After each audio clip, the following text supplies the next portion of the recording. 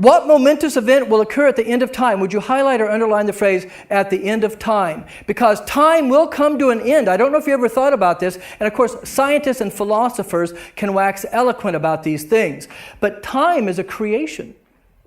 Before God created, there's only eternity. The moment He creates, that's also the beginning of space and time. In the what? Beginning, which means the beginning of time. And time's going to come to an end. Because I'm going to show you tonight that He's going to destroy this whole universe and create a new one. So at the end of time, the world's going to come to an end, time's going to come to an end, the universe is going to come to an end. What will happen? Well, Jesus is coming back. Acts 1:11 in our first Bible passage says, this Jesus, this is an angel talking to the apostles.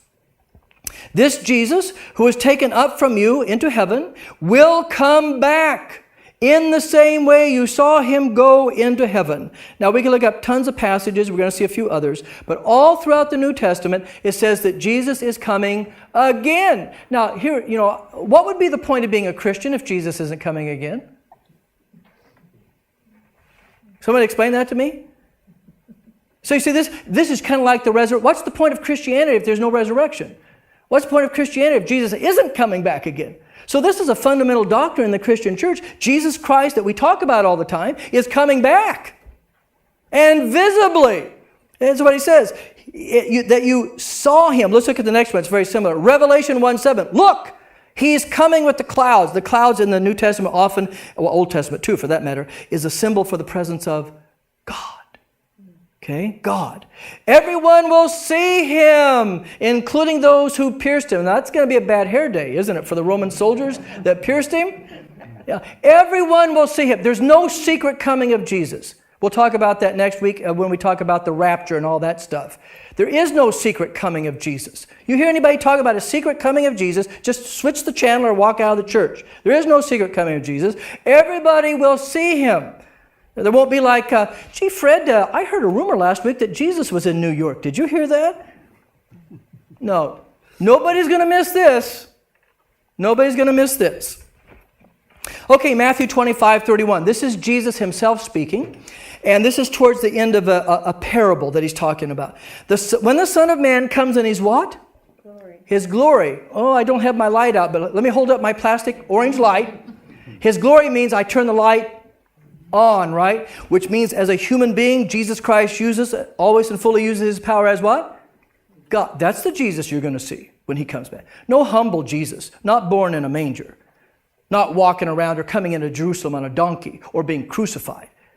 We'll see Jesus Christ in all His glory and power as God, as a human being, as God, and all the angels with Him, and He will sit on His throne of glory. And a throne, of course, this doesn't mean a literal throne, but a throne is a symbol for what in the ancient world? Who sits on a throne? A king. So this is a symbol for His rule. Because He already rules. He sits at the right hand of God the Father Almighty right now, doesn't He? But that's a statement of faith. We don't see that, do we? When He comes back, we'll see it with our own eyes. Jesus Christ, King, God in human form, rules all things. That's who you're going to see. I think I want to be on His side when that happens. This is a very interesting Bible passage, the next one. The He refers to God in the context. God has fixed a day. Fixed a day on which He, God, will judge the whole world with what? Justice. That means He's not going to be able to be bribed. He won't be influenced. He won't be manipulated. So like some of our judges, it will be pure justice, right? Those who have trusted in Jesus Christ and those who have not, okay? By a man He has chosen. And the man, of course, is Jesus. Jesus Christ will judge the world. And of course, He can do that because He's God in human form. Every human being will stand not just before God, but before Jesus on the judgment day. Now, of course, if these things aren't true, it doesn't matter, does it? But boy, if these things are true, and of course we believe they are, this is profound, important things. As a matter of fact, it fits in with my sermon that I'm working on right now for Sunday, because it talks about, my sermon is going to talk about telling as many people about Jesus as possible. Because on the day of the judgment, if somebody's on the wrong side, they may say, why didn't you tell me? Why didn't you tell me? Now, a fixed day. I always joke about this. A fixed day would be and don't walk out and say that I told you when Jesus is coming back. This is just an illustration. But for example, if the fixed day is October 31st, now why would I pick that day? Halloween. No, not Halloween. All Saints. What else? Martin Luther posted his 95 Theses. 1517, October 31st. You're right, but you were close. Okay, October 31st, 2065 at 10 o'clock in the morning. If that's the fixed day, that's the end of the world. So God's not going, well, what do you think? Give him a little bit more time? Yeah, we'll give him a little bit more time.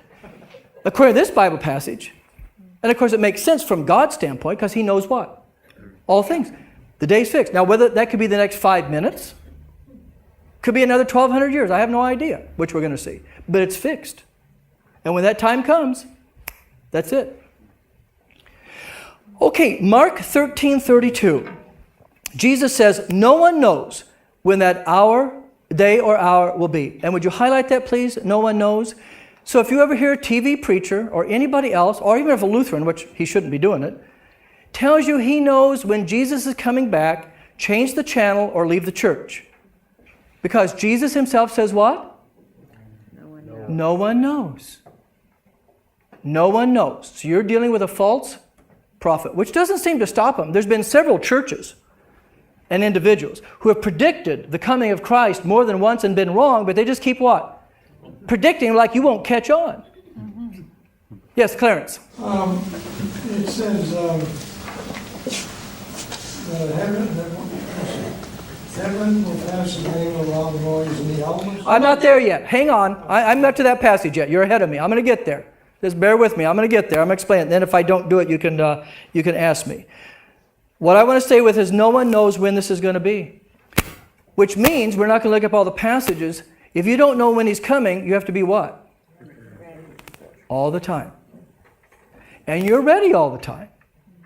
As your faith is in him, and you remember your baptism, all the promises, walk daily in repentance, seeking God's forgiveness in Jesus Christ every day, you're ready. Whether you're watching a ball game or you're watching TV, or doesn't matter, driving your car, you'll be ready.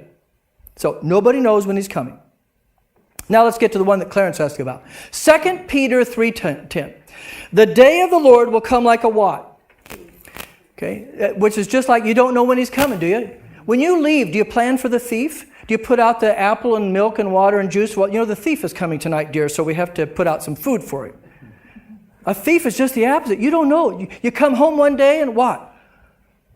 You look around and somebody's been in our house. It caught you off guard. That's the way the coming of Jesus is going to be. Okay. All right. So, the day of the Lord will come like a thief. Okay, now, then the heavens. Now, the heavens here means the universe. Remember, the word heaven can be used in 3 ways in the Bible, and you have to go by the context. The heavens can be the firmament or the atmosphere around the planet Earth. Heavens can be the dwelling of God, or heaven can be the whole created universe. This is the created universe. So the created universe will pass away, and we'll see more passages on this in a little bit later. In other words, this whole universe will be destroyed with a loud noise. If I may be tongue-in-cheek, so bold, this is going to be the reverse Big Bang. The whole universe will be destroyed with a loud noise, and the elements, he means the elements that make up the universe, will be dissolved with fire. And the earth and all the works upon it will be burned up. Now, the reason this is important, Clarence, and you have to just be patient with me so I can get there later on tonight. This universe is going to be destroyed because I'm going to show you a little bit later tonight, he's going to create a new universe. This universe has been impacted and influenced by sin and death. And so he's going to create a new world where there is no sin and death. And we're going to see it with our new resurrected bodies.